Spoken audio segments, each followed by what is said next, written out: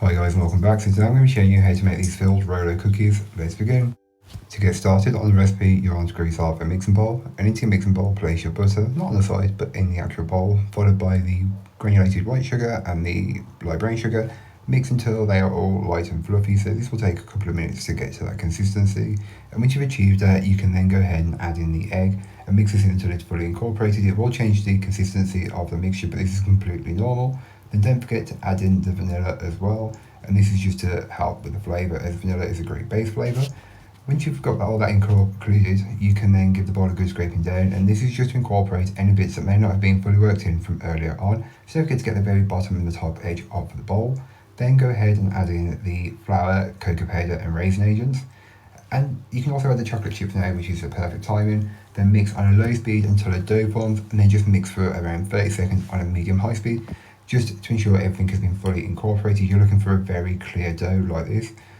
Once you've got a clear dough, you can then give the bowl a good scraping down, and again give it a good scraping down. This is just to incorporate any bits that may not have been fully worked in from earlier on. So make sure you get the very bottom of the bowl, as this is normally where it catches and doesn't incorporate.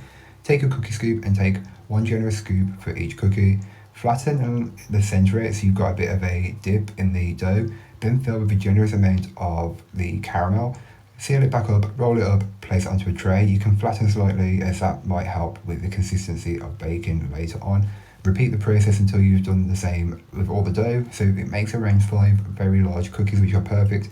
And these are very rich, so you could share this with a friend or a family member. It's really up to you. So then here is what the cookie dough looks like once it's on the tray, slightly flattened, ready to be baked off. Bake in the oven. All that information will be in the blog post, which will be linked down below. Then here are what they look like fresh from the oven. Not perfect, but close enough. I top each one with 3 mini Rolos, as these are Rolo cookies. So you've got that caramel filling, which a Rolo does have, a chocolate cookie dough, which has got the outside of a Rolo, which is chocolate. Then just scatter over a random amount of chocolate chips. You try and keep it as consistent as or and even as possible.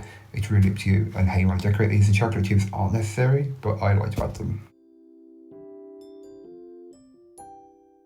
I won't lie, these may be one of my favourite things that I've baked in December, so don't forget to check these out. These are pretty great.